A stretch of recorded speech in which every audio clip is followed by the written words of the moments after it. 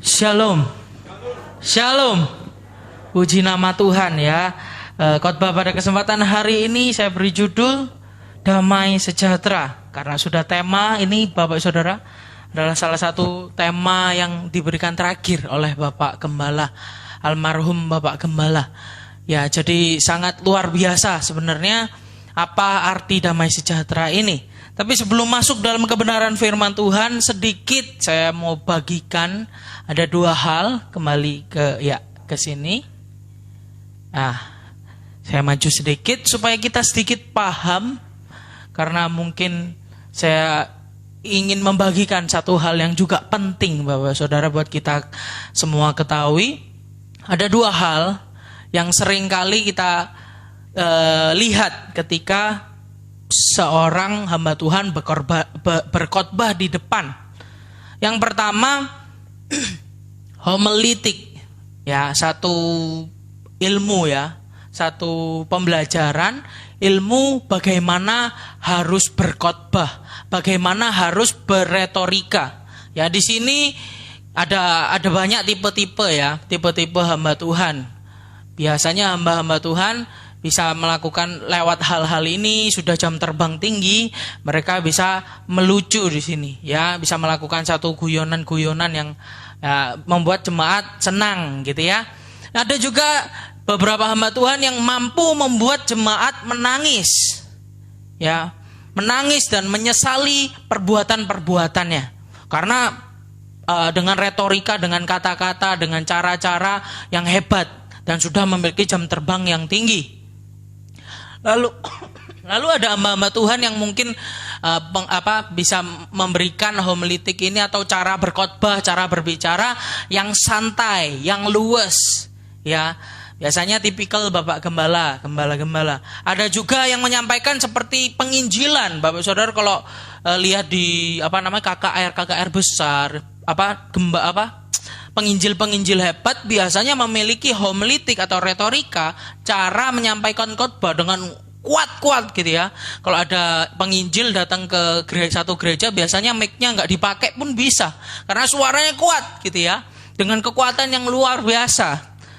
Ya, tapi ada satu hal juga yang jauh lebih penting daripada sekedar homilitik, ilmu berkhotbah. Bagaimana menyampaikan khotbah itu dengan baik. Di homilitik ini kita juga, kami hamba-hamba Tuhan pengkhotbah diajar bagaimana manajemen waktu, dapat mendisiplinkan waktu dengan baik, lalu memiliki poin-poin penting yang dapat disampaikan dengan jemaat, bagaimana membuat jemaat itu lebih mudah mengerti dari poin-poin tersebut, ada pertanyaan dan lain sebagainya, ada kesimpulan, pendahuluan, poin, pertanyaan, poin, dan kesimpulan dan lain sebagainya. Ini berbagai macam, setiap hamba Tuhan berbeda-beda. Tapi ada juga yang bernama hermeneutik. Hermeneutik ini apa? Ilmu untuk menafsir Alkitab. Ya, ini yang lebih susah sebenarnya. Karena homilitik seiring berjalannya waktu semakin baik, berlatih bisa. Sedangkan hermeneutik ketika tidak membaca Alkitab dengan baik-baik, ini bisa salah.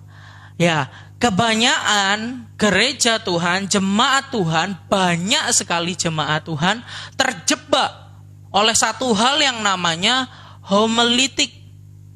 Melihat satu hamba Tuhan, melihat berkhotbah lucu. Kalau lucu, tertawa, sangat luar biasa. Akhir khotbahnya datang ke gembala, saya diberkati Tuhan. Mungkin ditanyain lagi, nggak ingat semua ya. Saya diberkati. Ada juga yang bisa membuat nangis ya. Saya ingat juga pernah nangis ketika mendengarkan firman Tuhan, merasakan bersalah, merasakan Tuhan itu begitu bekerja buat saya, nggak masalah. Terus datang ke gembalanya, berjabat tangan, saya diberkati Tuhan. Ya, banyak hal ya. Penginjil, gembala, ya, ketika jemaat itu senang juga ya ketika wah saya diberkati Tuhan.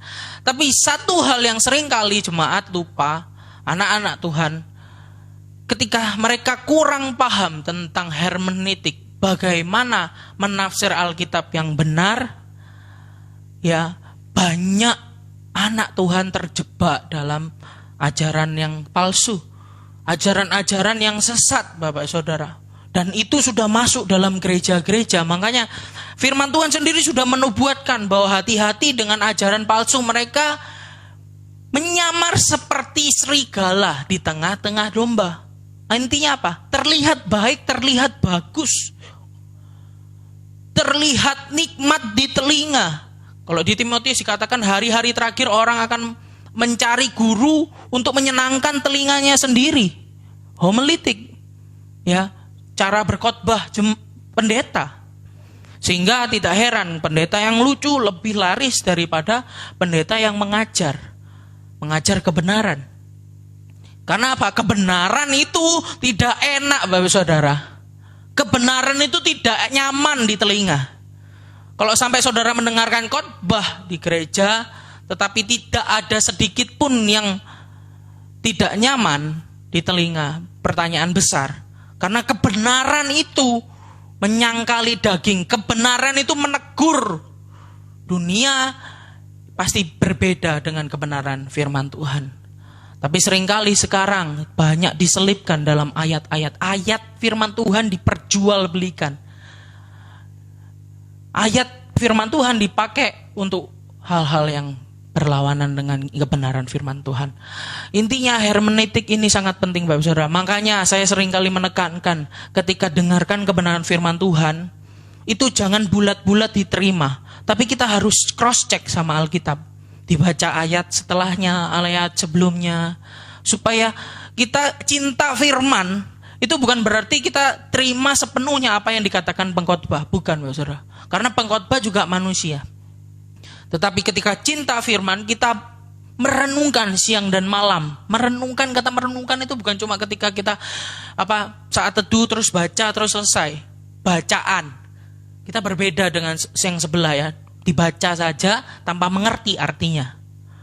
Tapi kita anak-anak Tuhan yang mencintai firman adalah yang rindu akan prinsip-prinsip firman Tuhan. Bedanya prinsip sama sekedar baca. Kalau sekedar dibaca belum tentu tahu prinsip firman Tuhan, ya. Tetapi kalau kita baca dan berusaha memahami yang disampaikan, berusaha melihat apa yang disampaikan di firman Tuhan, kita baca maksudnya apa, kita semakin mengerti firman Tuhan. Puji nama Tuhan. Ini sedikit intermezzo di awal supaya kita lebih sungguh-sungguh ketika mendengarkan firman Tuhan. Kita akan buka bersama-sama Kolose 3 ayat 15. Saya rindu kita baca bersama-sama ayat ini supaya lebih semangat, ya. Kolose 3 ayat 15. Ini ayat terakhir dari Bapak Gembala untuk kita semua. Sebelumnya sebenarnya saya ngambil Matius, Bapak Saudara, tentang silsilah Tuhan Yesus, tapi mungkin minggu-minggu selanjutnya karena ini adalah tema besar, ya, untuk Natal tahun ini. Kolose 3 ayat 15. Damai sejahtera. Kita akan baca bersama-sama setelah saya menghitung, setelah hitungan yang ketiga dengan suara yang lebih nyaring, ya Bapak Saudara, karena udah ada LCD di depan tentunya. Kalau mau lihat di sini bagus, mau lihat Alkitab jauh lebih bagus. Puji nama Tuhan. Kita baca bersama-sama setelah hitungan ketiga. 2, 3. Hendaklah damai sejahtera Kristus memerintah dalam hatimu, karena untuk itulah kamu telah dipanggil menjadi satu tubuh, dan bersyukurlah. Puji nama Tuhan. Amin. Amin. Ya, kalau tentang bersyukurlah nanti sore dibahas Bapak Yohanes tentang bersyukur aja. Ya, Bapak Saudara yang sudah datang pagi boleh ingin mengikuti secara online di rumah, streaming atau ngikutin besok-besok mau didengerin juga nggak masalah. Karena kita punya media sosial sekarang cukup bagus, tidak ada alasan lagi untuk tidak mendengarkan kebenaran firman Tuhan. Damai sejahtera, Bapak Saudara. Kalau kita lihat satu perikop ini berbicara tentang manusia baru. Paulus menjelaskan kepada jemaat di Kolose, Bapak Saudara.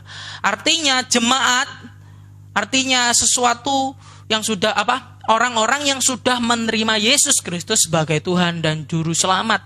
Sudah jelas damai sejahtera ini khusus untuk orang-orang yang sudah terima Yesus sebagai Tuhan dan Juru Selamat. Tapi saya boleh bersaksi sedikit, beberapa hari yang lalu saya menginjil. Bukan di luar gereja, tapi di dalam gereja. Ketika saya cerita juga dengan beberapa teman kaget. Menginjilnya di mana? Di dalam gereja, Pak Saudara. Satu jemaat yang sudah lama, sudah pernah datang ke gereja, sering ke gereja. Tetapi ke gereja hanya karena keturunan, belum benar-benar terima Yesus sebagai Tuhan dan Juru Selamat. Ketika saya tanya, mau nggak terima Yesus dan Tuhan dan Juru Selamat? Nggak mau. Wah, saya kaget. Loh, kok nggak mau? Intinya gereja, di dalam gereja itu bukan hanya orang-orang yang percaya. Ada orang-orang yang belum percaya. Sehingga penting ketika dalam berkhotbah harus disampaikan Injil. Dan saya menginjil, dia ngobrol lagi, saya tanyakan, pertama nggak mau. Kedua nggak mau. Ketiga saya ngobrol lagi tentang banyak hal. Akhirnya mau tidak? Ya mau. Mari kita sama-sama berdoa, saya desak. Ya mau, kita sama-sama berdoa, ngikuti kalimat saya, dia ikuti. Dan saya merasa lega ketika selesai berdoa. Karena apa? Malaikat di sorga bersorak-sorai pastinya. Ya. Oleh karena itu damai sejahtera yang kita punya harus disalurkan kepada orang lain. Bukan hanya kita saja yang terima. Ya, puji nama Tuhan, kita lihat arti damai sejahtera. Kita akan membahas ada 5 pokok, agak banyak, tapi saya akan sedikit lebih cepat. Yang pertama itu arti damai sejahtera. Yang kedua alasan mengapa disebut damai sejahtera Kristus yang di ayat tadi. Dan yang ketiga apakah damai sejahtera itu bisa hilang. Lalu yang keempat, alasan damai sejahtera itu diperintahkan untuk menguasai hati kita. Dan yang terakhir, penerapan damai sejahtera itu sendiri. Kita masuk dalam arti damai sejahtera.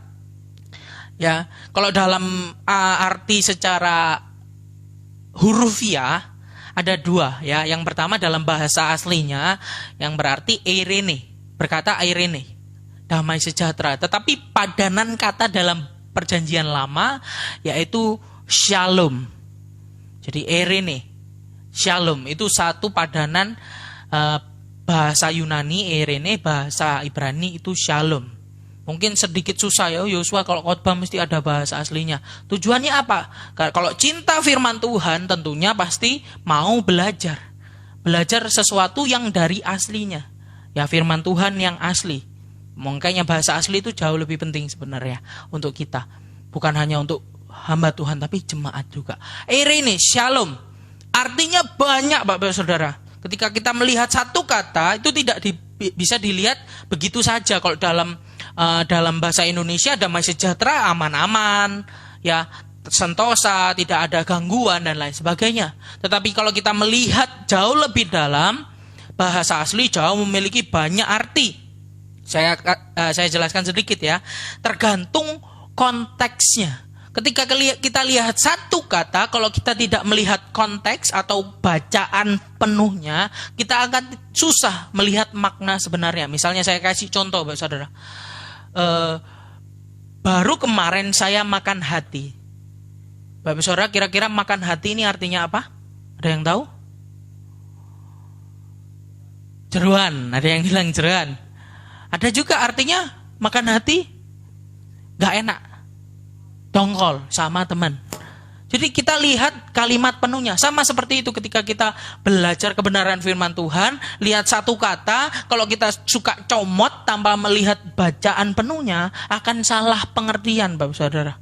Sehingga penting juga kita melihat bacaan asli. Kalau dalam konteksnya, banyak hal ya di dalam Alkitab. Misalnya ada yang bicara soal selamat, damai sejahtera, aman, tentram, perdamaian, kesempurnaan, keutuhan. Ada yang bilang membayar lunas, menyelesaikan dengan baik, memberi dampak baik, dan lain sebagainya. Tetapi kita akan lihat dari Kolose 3 ayat 15 ini, Bapak Saudara. Kolose 3 ayat 15 berkata, damai sejahtera. Hendaklah damai sejahtera Kristus memerintah dalam hatimu. Mu ini siapa Bapak Saudara? Tentunya jemaat, karena di ayat 9 dan 10 berkata seperti ini. Jangan lagi kamu saling mendustai, karena kamu telah menanggalkan manusia lama serta kelakuannya, dan telah menggenakan manusia baru yang terus-menerus diperbarui untuk memperoleh pengetahuan yang benar menurut gambar kaliknya. Artinya damai sejahtera ini diberikan, ya, memerintah untuk orang-orang yang sudah percaya Yesus sebagai Tuhan dan Juru Selamat. Saya rindu Bapak Ibu Saudara sambil mendengarkan firman Tuhan ini mengkoreksi, bertanya kembali, saya sudah terima Yesus sebagai Tuhan dan Juru Selamat atau belum? Kalau belum, Bapak Saudara nanti terima sungguh-sungguh, karena nggak ada satu orang pun yang tahu. Seperti itu. Memberi arti seperti itu. Tapi kalau sesuai konteks Kolose 3 ayat 15, ketika kita baca, damai sejahtera ini berarti keselamatan yang diberikan, satu kepastian, ya, yang sudah dibayar lunas sehingga bisa memerintah hati. Sekarang yang kedua, kenapa alasannya disebut sebagai damai sejahtera Kristus, Bapak Saudara? Kira-kira 2700 tahun yang lalu, yang silam, seorang nabi, ya, yang bernama Yesaya itu meramalkan, Bapak Saudara. Coba buka Yesaya 9 ayat 5. Ini satu ayat yang sering dibawakan juga ketika Natal tiba. Yesaya 9 ayat 5 saya bacakan. Sebab seorang anak telah lahir untuk kita. Ya, selanjutnya. Seorang putra telah diberikan untuk kita, lambang pemerintahan ada di atas bahunya, dan namanya disebut orang penasehat ajaib, Allah yang perkasa, Bapa yang kekal, Raja damai.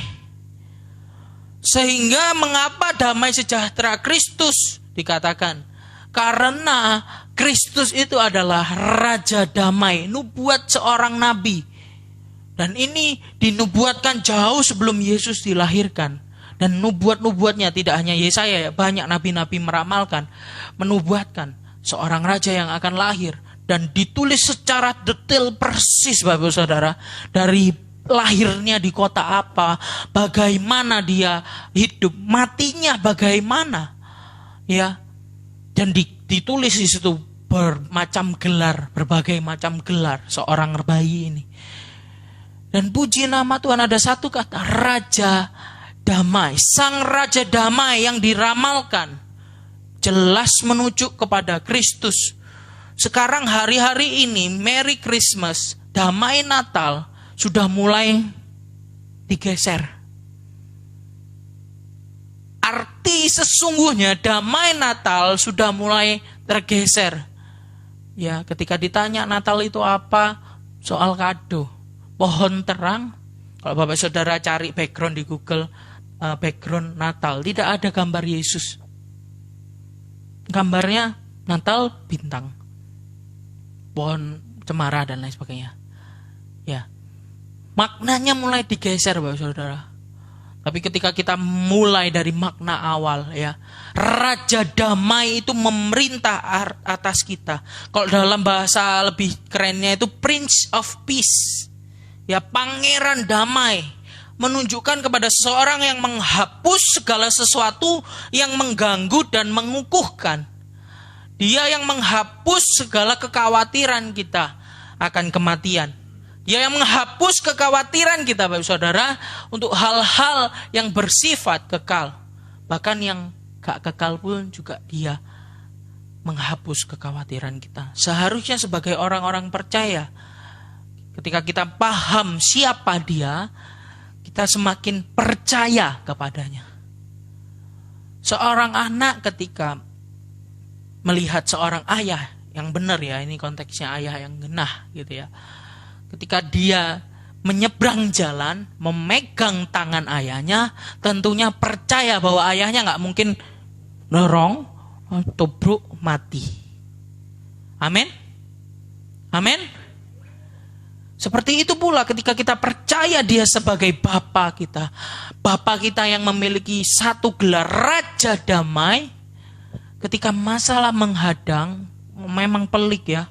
Kadang mental kita terganggu, capek capek, kadang wah. Tapi itu tidak membelenggu kita terus-menerus. Kita datang kepada Dia. Sehari, 2 hari, Tuhan bisa selesaikan. Mungkin sebulan, ada proses macam-macam ya, karena beratnya masalah. Tapi damai itu akan terus ada dalam kehidupan orang percaya. Semua pemerintahan yang ada di dunia, kekuasaan yang mengandalkan kekerasan, perang, pertumpahan darah. Tapi Kristus seperti lilin. Ya, dia tidak membuat orang lain celaka untuk dirinya, tetapi dia membuat dirinya celaka untuk orang lain. Lilin seperti itu, Bapak Saudara. Dia menghancurkan tubuhnya sendiri untuk menyalakan, untuk memberikan terang. Ini satu prinsip yang harus sebenarnya dimiliki orang-orang Kristen. Susah-susah, proses-proses. Tapi harus dilakukan. Banyak orang sekarang ya mencintai diri sendiri dulu, baru mencintai orang lain. Konsep ini ya ada benarnya, tetapi jangan diambil sepenuhnya, karena tidak sesuai dengan Injil. Ketika kita sudah terima Yesus, damai itu melingkupi kita seharusnya. Seperti lilin, menerangi orang lain, berkorban. Kalau Bapak Ishak Tulus kemarin bilang, susah-susah, berat-berat. Misalnya mengampuni, ya berat. Tapi nanti Tuhan sediakan yang lebih luar biasa. Satu proses tidak akan mengkhianati hasil, Pak Saudara. Tidak akan mengkhianati hasil. Ketika kita sudah melewati proses itu, kita lihat ke belakang. Oh iya ya, ternyata gitu aja. Seperti itu. Kan ternyata seperti itu. Damai itu raja yang memerintah atas hati kita, memerintah kehidupan kita, seharusnya memegang kontrol penuh. Sehingga damai sejahtera itu milik Kristus. Alasan pertama, melalui kematiannya Kristus telah mendamaikan manusia dengan Allah.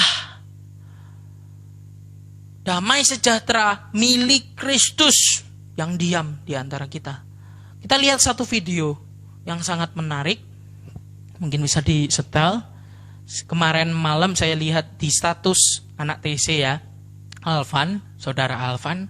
Saya langsung cepat-cepat minta, karena ini juga sangat menggugah hati saya. Saya terberkati dengan satu video ini. Satu hamba Tuhan yang menyampaikan, mungkin cukup gak enak di telinga beberapa orang, tetapi sangat memberkati saya. Alasan pertama, melalui kematian Kristus telah mendamaikan manusia dengan Allah. Ketika kita lihat apa yang menjadi pemisah antara Kristus dengan Allah, Allah dengan manusia, yaitu dosa. Sehingga Kristus datang ke dunia, alasannya banyak. Kita lihat videonya. Ya.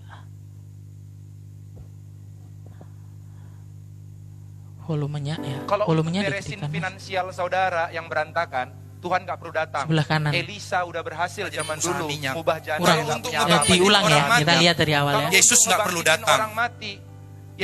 Ya. Kalau untuk beresin finansial saudara yang berantakan, Tuhan gak perlu datang.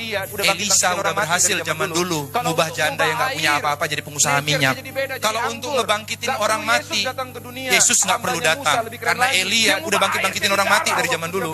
Kalau untuk mengubah air, nature-nya jadi beda, jadi anggur, gak perlu Yesus datang ke dunia. Hambanya Musa lebih keren lagi. Dia mengubah air jadi darah waktu dia pengen nyelamatin orang di Mesir. Kalau engkau anggap Yesus datang hanya untuk beresin masalah finansial, supaya gua nyaman dan lain sebagainya, lebih dari itu. Satu karya yang terbesar yaitu keselamatan kita. Dan dia gak berhenti di keselamatan, kata Paulus. Dan dia juga apa saudara?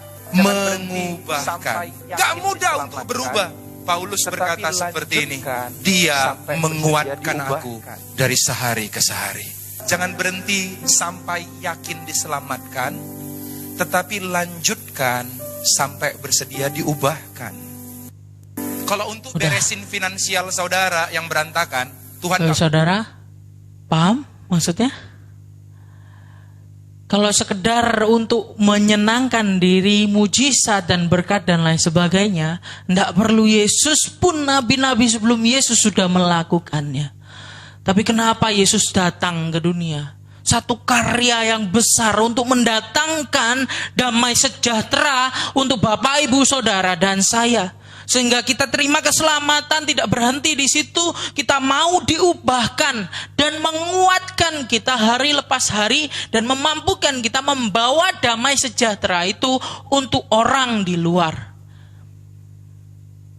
Bapak Saudara, satu perenungan, damai sejahtera itu tidak dilihat, tidak dipengaruhi oleh situasi dan kondisi. Mungkin hari-hari ini COVID membuat Bapak Saudara susah finansial. Keluarga semakin berantakan, mungkin ada masalah-masalah yang terjadi. Tapi satu hal yang Bapak Ibu harus percaya ketika ikut Yesus, mari kita sama-sama untuk mau diubahkan.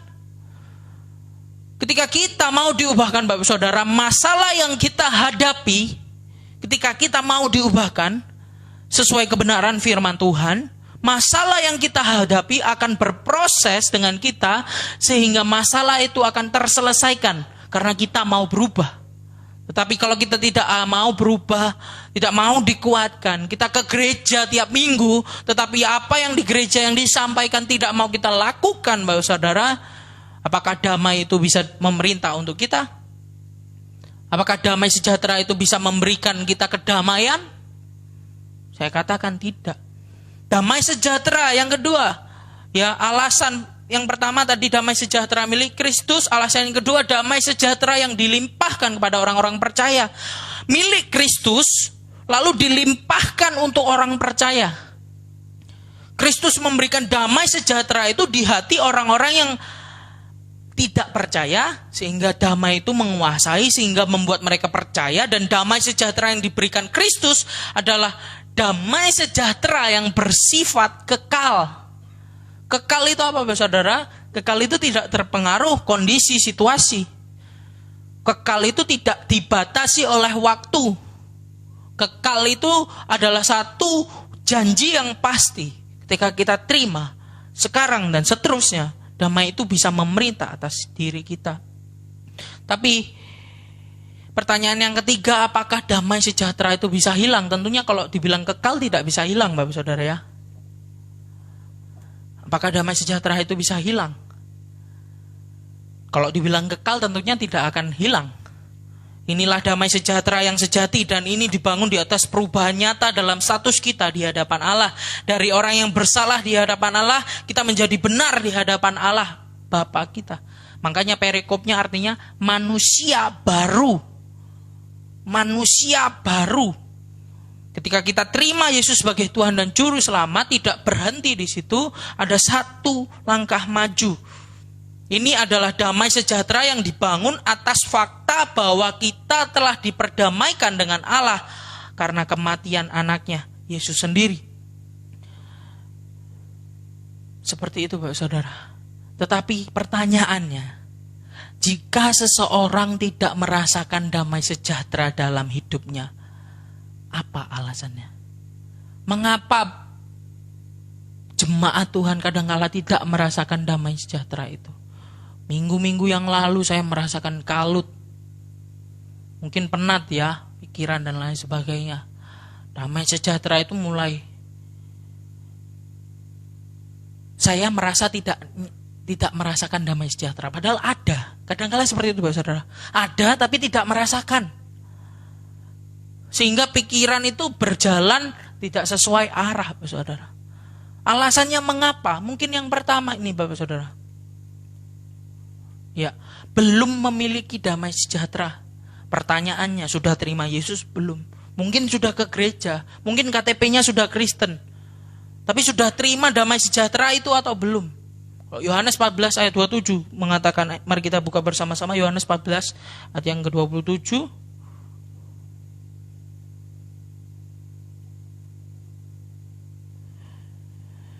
Damai sejahtera itu kutinggalkan bagimu, damai sejahteraku kuberikan kepadamu, dan apa yang kuberikan tidak seperti yang diberikan oleh dunia kepadamu. Janganlah gelisah dan gentar hatimu.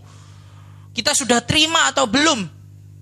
Ketika kita belum benar-benar terima damai itu, saudara, tentunya kita nggak akan memiliki damai sejahtera. Yang kedua, belum lahir baru. Kita sudah terima Yesus sebagai Tuhan dan Juru Selamat, tapi kita belum menjadi manusia yang baru. Yohanes 3:3-5 boleh ditulis, dibaca masing-masing di rumah. 2 Korintus 5:17 boleh tulis, dibaca di rumah masing-masing, Bapak Saudara. Ketika kita belum benar-benar merubah, mau diubah, mau dipimpin untuk berubah, mau untuk lahir baru oleh kuat kuasa Roh Kudus, ketika kita belum mau, damai sejahtera itu tidak akan bisa memerintah dalam hidup kita. Damai sejahtera itu belum bisa memerintah, memenuhi hati kita sehingga kalut terasa. Dan yang terakhir, Bapak Saudara, belum bereskan dosa. Mungkin ada dosa-dosa, Bapak Saudara, yang dosa alami. Yesaya 59:2 yang memisahkan antara Allah dengan manusia adalah dosa. Kolose 3:16, Yeremia 29:11. Belum membereskan dosa. Karena dosa itu memang benar Tuhan ampuni dosa kita, tapi dosa itu yang membuat damai sejahtera dalam hati kita menghilang. Sehingga jangan berbuat dosa. Dosa memang diampuni. Ya, tetapi dosa itu yang membuat kita damainya hilang. Bereskan dosa. Karena setiap manusia tidak tanpa kecuali ada dosa. Bahkan saya sendiri. Dan itu bergumul hari lepas hari. Untuk kita lepas dari dosa satu. Jatuh lagi, bangkit lagi. Dosa ini yang membuat damai sejahtera itu kadangkala tak nampak dalam hati kita. Padahal damai sejahtera itu sudah tersedia. Nyata.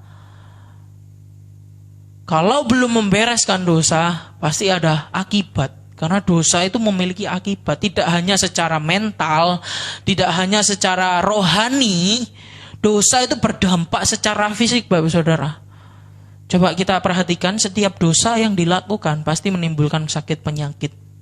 Free sex, bisa HIV, penyakit kelamin dan lain sebagainya. Apalagi, misalnya rokok, minuman keras dan lain sebagainya itu merusak. Saya mungkin hari-hari tidak keras sama orang-orang yang merokok. Maksudnya, wah rokok itu dosa, gini-gini. Tidak, saudara. Saya cuma ngomong, itu menyakiti diri sendiri. Yang rugi diri sendiri. Emangku saya, Bapak Saudara, ini sedikit pengalaman supaya yang perokok mulai berhenti. Bukan karena dosa ya, menyakiti diri sendiri. Saya sayang. Kalau nggak sayang ya nggak usah dibilang, nggak apa-apa daripada sakit hati. Nanti gak ke gereja lagi nggak usah bilang. Enggak. Ketika saya sayang, saya bilang, karena saya kena penyakit jantung, Bapak Saudara, dan harus di-bypass, dibelek di tengahnya, karena perokok berat. Ketika saya bilang kita membereskan dosa, bukan cuma hal-hal yang rohani, hal-hal yang untuk diri sendiri, sayang ya, cari uang, capek-capek, sakit, ya, cari uang, capek siang malam cari uang, tapi dirinya sendiri sakit, masa tuanya dihabiskan di rumah sakit, nafasnya tidak enak, harus pakai oksigen kalau tidur, kasihan Bapak Saudara. Saya sayang, begitu sayang. Ketika Bapak Saudara bereskan dosa satu persatu, saya tidak akan menghakimi, wah dosa ini, perokok dan lain, tidak. Saya membangun, mari sama-sama supaya lepas dari itu, perlahan tapi pasti. Tuhan mengasihi Bapak Saudara. Sehingga bereskan dosa itu untuk diri Bapak Saudara sendiri, bukan untuk saya. Dan saya juga masih bergumul. Ya, hawa nafsu daging. Saya makannya banyak Bapak Saudara. Itu juga dosa. Saya mengaku. Karena apa? Karena nafsu yang tidak terkontrol. Banyak perokok bilang, wah kalau rokok itu dosa. Ya, makan banyak itu juga dosa. Iya, saya katakan. Saya ngaku di depan. Saya juga masih bergumul akan itu. Yuk kita sama-sama bergumul. Karena manusia semua terbatas. Ada dosa di dalamnya. Ada satu hal yang mempengaruhi. Jadi Bapak Saudara jangan salah ketika lihat orang. Wah itu dosanya gini. Wah dosanya itu. Fokus jangan melihat orang Bapak Saudara ketika bicara soal dosa. Lihat diri kita. Apa dosa saya ya? Apa yang membelenggu diri saya sehingga saya tidak memiliki damai sejahtera itu? Saya berani fair di depan Bapak Saudara karena apa? Saya yakin Injil Kristus memampukan saya. Dan saya akan berproses itu hari lepas hari. Fight terus Bapak Saudara. Pasti bisa menang. Amin. Amin. Tuhan akan nyatakan. Mungkin tidak menang pun. Nanti ketika kita mati, kita disempurnakan. Ada pengharapan di dalam Kristus. Bukan mudah-mudahan tapi pasti. Jadi jangan takut. Gereja dipakai untuk saling membangun. Sekali lagi. Dan selanjutnya, yang keempat, alasan damai sejahtera diberikan untuk menguasai hati kita.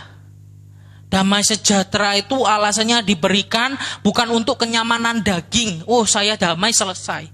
Tapi untuk menguasai hati kita. Kalau dalam bahasa asli brabeu, susah saya bacanya saya. Yang berarti mengarahkan. Kata yang dipakai ini memiliki makna dipakai untuk juri, wasit yang menentukan pemenang dan memberikan hadiah dalam perlombaan atletik. Sehingga ketika damai sejahtera itu memerintah diri kita seperti wasit yang memutuskan menang, kamu bisa menang. Jadi damai itu tidak hanya memberikan kenyamanan di hati, tetapi untuk membantu kita menguasai hati kita sehingga kita dapat menang. Katakan menang. Sekali lagi menang. Menang 2, 3. Menang. Menang atas bukan hanya permasalahan kita. Menang atas bukan hanya sakit penyakit, tetapi menang atas diri kita sendiri. Daging kita. Saya katakan saya, huruf besar S-A-I-A, saya dan Bapak Ibu Saudara. Damai itu bisa memerintah atas hidup kita. Sehingga kalau kita baca konteksnya di ayat-ayat yang pertama, Kolose 3, di ayat yang kelima mungkin ya. Karena itu matikanlah dalam dirimu segala sesuatu yang duniawi, yaitu percabulan, kenajisan, hawa nafsu, nafsu jahat, dan juga keserakahan yang sama dengan penyembahan berhala. Semuanya itu mendatangkan murka Allah atas orang-orang durhaka. Puji Tuhan kita orang-orang yang dipilih. Bahkan sekarang gereja pun membawakan hal-hal yang berbau serakah, Bapak Saudara. Hawa nafsu, nafsu jahat. Secara tidak kasat telinga, kasat mata kan biasanya, ini kasat telinga. Kedengarannya bagus, tapi membawa kita dalam keserakahan. Datang ke gereja tujuannya transaksional sama Tuhan. Tuhan disogok-sogok. Tuhan kalau Tuhan berkati saya, Tuhan kalau bukan benar-benar berbakti sama Tuhan. Padahal ketika kita datang berbakti sama Tuhan, mati. Kita berusaha mematikan diri sendiri, mematikan keinginan daging. Gak enak kan Bapak Saudara khotbahnya? Bapak Ishak kemarin ngobrol sama saya, oh kamu ini warna dirimu kuning. Kalau khotbah pasti gak enak gitu katanya. Saya belajar ya. Ya apa ya enak ya? Wah, gimana firman bilangnya yang gak enak gini dalam diri saya? Karena ini saya mengalami Bapak Saudara. Minggu kemarin saya penuh dengan ketidakdamai sejahtera. Saya mau bawakan ini. Mikir-mikir juga. Karena Tuhan itu selalu bawa gitu saya, Bapak Saudara, pengalaman ya, sedikit cerita. Minggu besok ini saya mau bawa apa? Sebelum minggu itu bawa, saya ngalami proses yang bukan dikepuk ya, disentik lah. Macam-macam. Supaya ketika bawa ini saya bisa bawakan dengan baik. Mungkin Tuhan punya rencana. Nangis sampai apa ya, macam-macam. Mungkin saya terlihat. Makanya sosial media is not real. Ketika Bapak Saudara lihat status saya, pasti selalu senyum, ya kan? Senang. Bapak Saudara lihat orang lain, oh kok orang itu bahagia terus ya, kaya, sukacita, damai sejahtera. Nggak tahu lihat di belakangnya susah, Bapak Saudara. Makanya jangan terlalu percaya sama sosial media. Itu membuat kadang iri, minder, nggak enak, rendah diri. Padahal semua orang sama punya masalah. Bahkan yang berdiri di mimbar punya masalah. Yang duduk juga punya masalah. Yang di belakang, depan, tengah, semuanya punya masalah. Tetapi mau nggak damai sejahtera itu menguasai hati Bapak Ibu Saudara dan saya. Kenapa kok hati? Dikatakan di situ menguasai hati. Mengapa hati, Bapak Saudara? Karena hati menurut Alkitab, bukan menurut saya, bukan sekedar perasaan. Hati itu bukan hanya perasaan. Kalau nggak percaya boleh dilihat Amsal 4 ayat 23. Hati menurut Alkitab adalah pribadi atau pusat dari seluruh aktivitas. Sumber yang darinya mengalir semua pengalaman mental, spiritual, berpikir, merasakan, menginginkan, mempercayai, dan lain sebagainya. Ketika damai itu memerintah hati kita, bukan hanya perasaan. Bukan ketika nangis di gereja. Bagus, saya juga sering nangis di gereja, Pak Saudara. Tapi bukan hanya itu. Dia akan mengubahkan, menguasai pikiran. Banyak orang ngomong, wah jangan pakai pikiran sendiri. Ya betul itu. Pakai pikiran Kristus. Sehingga firman Tuhan itu bukan tentang perasaan saja. Ketika kita baca dengan jelas. Bahkan sampai tingkat intelektual. Sehingga saya pernah baca satu buku, ya, kedewasaan rohani akan mempengaruhi kedewasaan mental dan kedewasaan pikiran. Ketika dewasa rohani, terlihat dewasa rohani, tetapi berpikir secara buruk, jahat, tidak mau belajar, damai itu tidak memerintah. Karena memerintah seluruh hati kita. Bukan bicara tentang perasaan saja, hati saja, tapi pikiran dan bahkan spirit kita. Dan yang terakhir, penerapan damai sejahtera. Damai sejahtera yang Alkitab maksud adalah ketentraman, ketenangan, dan kedamaian yang berasal dari kasih karunia Allah yang menyelamatkan kita. Kasih Kristus diterapkan dalam hati kita sehingga damai itu nyata. Kita tidak lagi takut mati. Makanya Paulus ngomong mati adalah untung. Dia tak takut mati lagi. Ya, di Yesaya 32 ayat 17 juga. Di mana ada kebenaran, di situ akan tumbuh damai sejahtera, dan akibat kebenaran ditemukan dan ketentraman untuk selama-lamanya. Kalau Bapak Saudara lagi nggak tentram, datang kepada Yesus. Dia akan memberikan kelegaan buat Bapak Saudara. Nangis di kakinya. Minta, Tuhan tolong saya. Dia akan memberikan kelegaan dan kekuatan untuk menghadapinya. Karena manusia, orang-orang percaya itu tidak dimanja oleh Tuhan. Dia akan tidak langsung selesaikan seperti Thanos. Nggak tahu Thanos ya. Seperti apa kok? Selesai. Masalah selesai. Tapi Tuhan kasih kekuatan dan penyertaan untuk menghadapinya, Bapak Saudara. Kadang-kala kita sendiri tidak mampu, Tuhan kirim orang-orang yang memampukan kita. Saya bersyukur dikirim seorang mama, ya, yang mampu menguatkan saya juga. Saya kadang rebel, kadang nakal gitu ya. Tapi mama dikirim juga Tuhan untuk saya. Mungkin ada Bapak Saudara dikirim anak yang nakal. Itu untuk memproses Bapak Ibu Saudara untuk lebih sabar, untuk lebih kuat.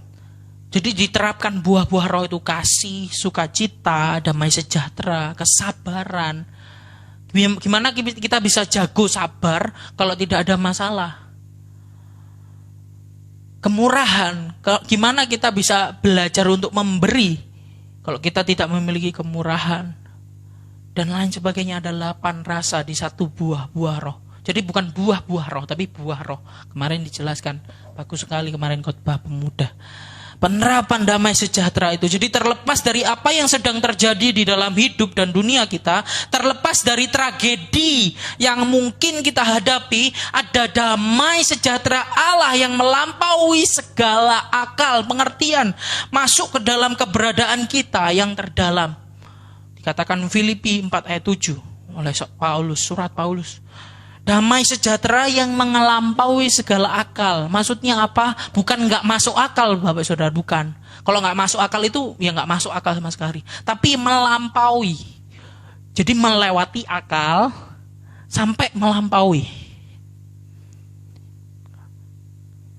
Itu adalah buah yang mana Yesus datang untuk mencapainya bagi orang-orang yang berdosa seperti Bapak Ibu Saudara dan saya. Penerapan damai sejahtera itu ketika Allah telah berdamai dengan kita, ketika dosa sudah diperdamaikan di kayu salib oleh Yesus, kita nggak usah khawatir lagi masuk neraka, Bapak Saudara. Kita nyaman, ada kedamaian itu, tapi kita jangan lupa harus berjalan menjadi manusia baru. Ya, ada pekerjaan Kristus, kita mengalami jaminan yang teguh tentang hidup kita yang sebelumnya dijelaskan untuk diketahui. Saya minta maaf mungkin ada perkataan saya yang keras, tapi saya tidak bisa mengurangi firman Tuhan untuk disampaikan. Kalau tersinggung saya minta maaf saudara, tapi firman Tuhan ini bukan yang harus ditutup-tutupi karena takut tersinggung. Dan ada satu perumpamaan tentang damai sejahtera ini yang sering diulang-ulang oleh Bapak Gembala. Ada seorang raja memberikan sayembara pelukis untuk pelukis tentang damai sejahtera. Lukisan yang menceritakan tentang damai. Banyak pelukis hebat dari seluruh dunia datang, Bapak Saudara, memberikan satu gambaran danau yang tenang, tidak ada apa-apanya. Wah, pokoknya tenang. Ada yang memberikan kanvas putih aja gitu ya, karena nggak ada apa-apa, itu tenang katanya itu. Ada yang memberikan laut dengan sunrise, sunset, matahari terbenam tenggelam gitu ya, yang tenang kelihatannya. Apalagi ya, percikan-percikan air yang tenang seperti itu ya. Tapi ada satu menarik perhatian seorang raja, dia melukiskan satu gambaran yang besar, terus ada badai luar biasa. Badai dari laut, gelombang besar, dari angin, anginnya itu bertiup kencang, badai ya. Langitnya itu hitam-hitam gitu ya, abu-abu, banyak awan-awan yang menutupi, hujan deras. Tapi ada satu titik di situ menjadi fokus,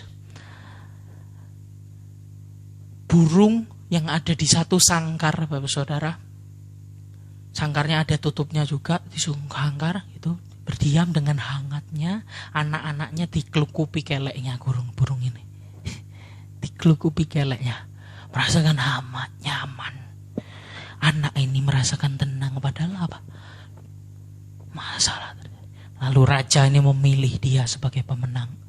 Ketika kita datang kepada kepak sayapnya Allah, Bapa kita.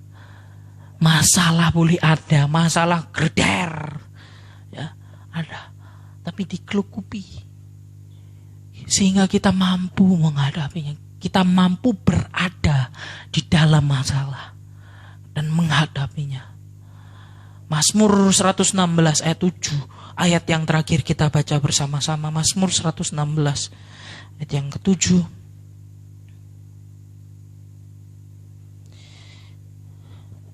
Kita baca bersama-sama dengan suara yang nyaring. 2, 3. Kembalilah tenang hai jiwaku, sebab Tuhan telah berbuat baik kepadamu. Katakan amin. Amin. Satu perkataan yang dikatakan oleh Daud ya, kalau nggak salah Daud ini. Saya nggak sempat lihat. Kalau nggak salah Daud, ketika menghadapi permasalahan yang berat, dia berteriak, kembalilah tenang hai jiwaku, sebab Tuhan telah berbuat baik kepadamu. Ketika masalah itu menghantam, ya, menyerang kita, ketika datang kepada Tuhan, ingat segala kebaikan Tuhan. Kemarin sedikit konseling sama teman saya, dia hampir botak gitu ya, gara-gara satu masalah di sini. Tetapi dia cerita sendiri, Tuhan memberkatinya luar biasa. Seringkali kita botak, kita pusing dengan satu hal yang sedikit gini. Kalau kita lepas, kita mengampuni, selesai. Tapi kita tidak lihat satu yang Tuhan sudah beri sangat besar untuk setiap Bapak, Ibu, Saudara, dan saya. Ya, bukan hanya karya keselamatan. Berkat-berkat yang sudah kita alami, proses-proses yang sudah kita alami, pengubahan hati yang kita sudah alami, pemulihan-pemulihan yang kita sudah alami, kita lupa. Karena satu masalah yang kecil ini. Jangan fokuskan mata kita kepada satu masalah. Tetapi damai itu kita fokuskan kepada apa yang Tuhan sudah perbuat buat kita semua. Amin. Amin. Puji nama Tuhan, firman Tuhan tidak saya panjangkan. Saya undang pemain musik maju ke depan. Saya suka lagu ini dan berulang-ulang nyanyikan lagu ini. Kupikirkan semua itu. Satu ayat di Filipi. Terus belajar lagu ini. Damai sejahtera yang melampaui segala akal akan memelihara hati dan pikiranku dalam Kristus Yesus. Kiranya memberkati, dan setelah ini saya akan berdoa buat Bapak Saudara yang memiliki masalah berat, yang memiliki problema yang mungkin saya nggak ketahui, hanya Bapak Saudara dan Tuhan yang tahu. Tetapi jangan sekedar kita berdoa, tetapi beri diri untuk diubahkan. Berusaha mengasihi, mengampuni lewat kata-kata, tingkah laku. Supaya pemulihan itu nyata. Dan damai sejahtera yang melampaui segala akal itu akan memelihara hati dan pikiran kita dalam Kristus Yesus. Haleluya.